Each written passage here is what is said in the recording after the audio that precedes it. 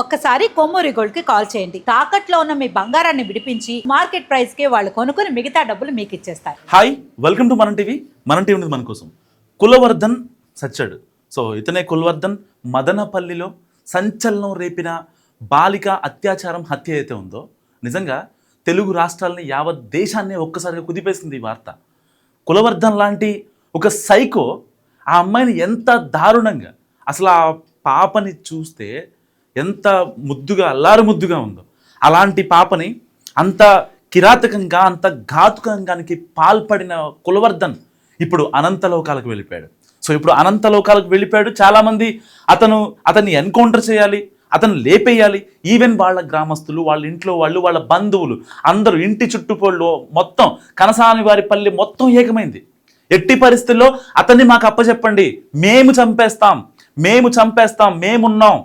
అసలు పోలీసుల దాకా మా ఊరికి పోలీసులే రావద్దు, వచ్చి కోర్టులు, కేసులు, పోలీసులు, జడ్జిలు, లేదా రిమాండ్లు, పిటిషన్లు, ఎంత టైం వేస్ట్ మాకొద్దు, వాడిని మాకు ప్రాణాలతో అప్పగించండి, చట్టాన్ని మా చేతిలో తీసుకుంటామని చెప్పి నిజంగా కనసాని వారి పల్లెలోని ఎవరైతే ప్రజలు ఎవరైతే ఉన్నారో వాళ్ళు ముక్త కంఠంతో మాట్లాడిన పరిస్థితి. జరిగిన ఘటన అలాంటిది, దానికి ఉన్న సివియారిటీ అలాంటిది. సో ఇలాంటి నేపథ్యంలో ఇప్పుడు అనంతలోకాలకు వెళ్ళిపోయాడు, కేవలం ఎన్కౌంటర్ చేస్తారనే భయంతో. సో సరిగ్గా నిన్న జరిగింది ఈ ఘటన. నిన్న జరిగిన తర్వాత 24 గంటలు కూడా గడవక ముందే కులవర్ధన్ అనంతలోకాలకు వెళ్ళడంపై చాలా అనుమానాలు వ్యక్తమవుతున్నాయి. ఇప్పటికే అయితే ఆ కనసాని వారి పల్లెలో ఉన్న చెరువులో తన మృతదేహం లభ్యమైంది. ఎవరో అటుగా వెళుతూ అక్కడ ఒక మృతదేహం తేలియాడుతుంటే సో వెంటనే వెళ్ళి రెస్క్యూ చేసి బయట దిగొచ్చిన తర్వాత తెలిసింది కులవర్ధన్ అని.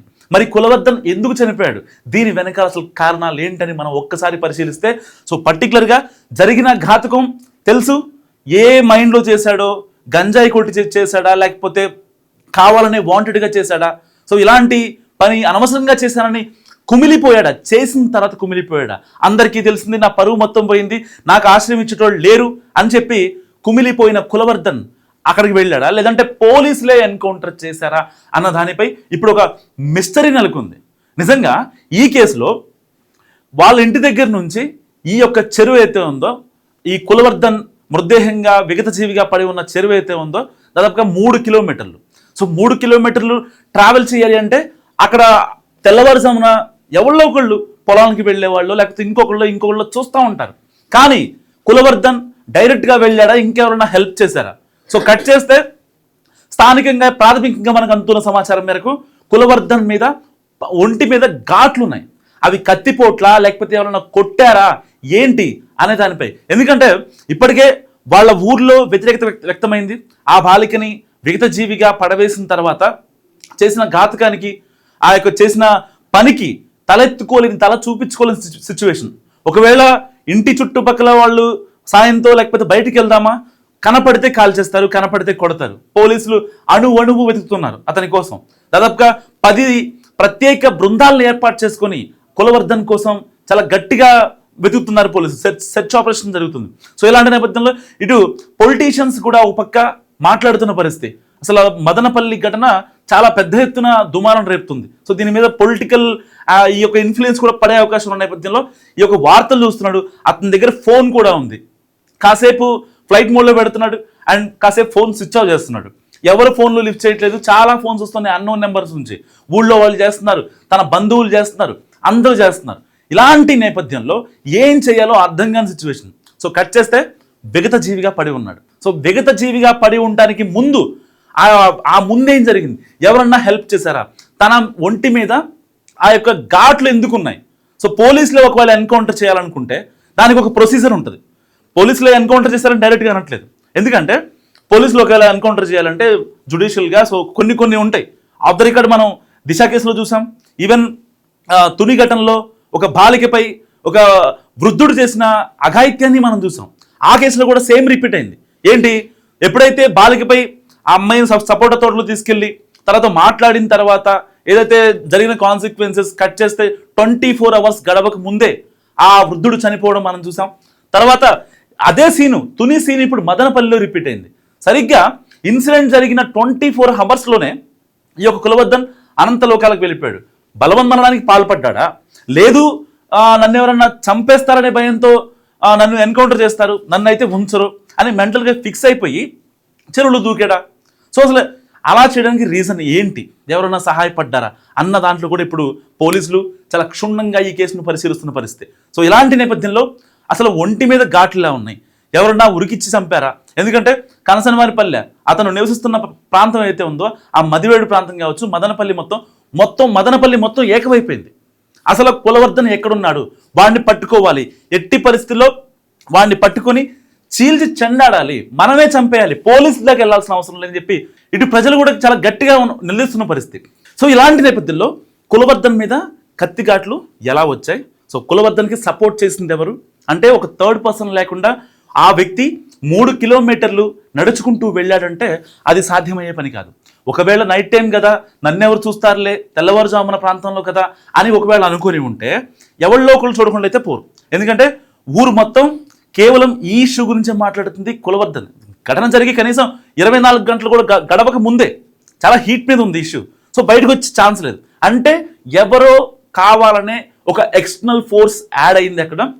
దానివల్లే కులవర్ధన్ బలవన్మరణానికి పాల్పడ్డాడు అనే విషయం మనకి ఇక్కడ తేటతెల్లమవుతుంది. సో కొన్ని మనం న్యూస్లు చూస్తున్నాం, పోలీసులే ఎన్కౌంటర్ చేశారు లేకపోతే ఇవి అని చెప్పి. సో దీనిపై పోలీసులు ఒక అఫీషియల్ క్లారిటీ కూడా ఇచ్చే అవకాశం ఉంది. కానీ సో కులవర్ధన్ ఇష్యూస్ మనం పక్కన పెట్టేద్దాం. వీడు చేసిన ఆ ఘాతుకానికి వీడి పాపం పండింది, ఓకే. కానీ ఇక్కడ ఆ అమ్మాయి తల్లిదండ్రుల బాధను ఎవరు తీరుస్తారు? ఒక్క నిమిషం ఆలోచించండి. వాళ్ళ తల్లిదండ్రులు పడుతున్న ఆవేదన, ఆక్రందన ఎవరు తీరుస్తారు? ఇప్పుడు మళ్ళీ ఆ పాపని, ఆ ప్రేమానురాగాల్ని రీప్లేస్ చేసేది ఎవరు? వాటికి రీప్లేస్ ఉండవు కదా, ఎవరు చేస్తారు మరి? వాళ్ళు పడే బాధ నిజంగా లైఫ్ లాంగ్ ఆ తల్లిదండ్రులు ఆ పాపని తలుచుకుని ఏడవనే రోజంటూ ఉండదు. ఒకవేళ ఆ పాపకి ఇంకోటో లేకపోతే ఏదన్నా అనుకోని ప్రమాదం జరిగి ఉంటే వాళ్ళు కనీసం వాళ్ళ మైండ్లో యాక్సెప్ట్ చేసుకునేవాళ్ళు. ఒక మనిషి లేడు అనుకోవడం వేరు, ఉన్నా సరే ఇక మనకి దగ్గర రాడు అనుకోవడం వేరు. సో ఇలాంటి కాన్సిక్వెన్స్ ఉంటాయి, మన మైండ్కి యాక్సెప్ట్ చేసుకోవాలి. ఇప్పుడు ఆ పాప లేదు, ఇక రాదు, ఆ విషయం తెలుసు. కానీ వాళ్ళ మైండ్, తల్లిదండ్రుల మైండ్ యాక్సెప్ట్ చేసుకోవడానికి ఎంత టైం పడుతుంది? Just imagine. అంటే ఇలాంటి సోషల్ సైకోలు గంజాయి తాగో, మందు తాగో ఇలాంటి చేసే పనులు ఒక విచక్షణ జ్ఞానం లేకుండా మాట్లాడే మాటలు కావచ్చు, వాటి యొక్క కాన్సిక్వెన్సెస్ కావచ్చు, చేసే పనుల యొక్క కాన్సిక్వెన్సెస్, అది రేపొద్దున ఏమవుతుంది, ఇది ఎక్కడి దాకా దారితీస్తారన్న విచక్షణ జ్ఞానం లేకుండా చేసే పనులు నిజంగా ఇలాంటి బలవన్మరణాలకు పాల్పడుతున్నాయి. సో మన తెలుగు రాష్ట్రాల్లో ఘటన ఒకటి కాదు, 2 కాదు. వెలుగులోకి వచ్చే ఘటనలు కొన్ని అయితే వెలుగులోకి రాని ఘటనలు చాలా ఎన్నెన్నో ఉన్నాయి. ఇలాంటి నేపథ్యంలో నిజంగా పోలీసు వ్యవస్థ ఒక రకంగా చాలా గట్టిగా పనిచేస్తుందని చెప్పాలి. ఎందుకంటే కొన్ని రీసెంట్ డేస్లో జరిగిన మనం కొన్ని క్రైమ్స్ని చూసుకుంటే అప్పట్లో తుని ఘటనలో కూడా కేవలం పోలీసులు చాలా చాకచక్యంగా పనిచేశారు. వెంటనే ఎన్కౌంటర్ జరిగింది, పాపం పండింది ముసలోడు చనిపోయాడా, పోలీసులు ఎన్కౌంటర్ చేశారా, సరే అంతా పక్కన పెట్టేద్దాం. ఇక్కడ కూడా అంటే ఒక పర్ఫెక్ట్ మెసేజ్ చెల్లాడు, బలవన్మరణానికి పాల్పడ్డాడని చెప్పి ఇక్కడ జనాల పోట్రే అవుతుంది.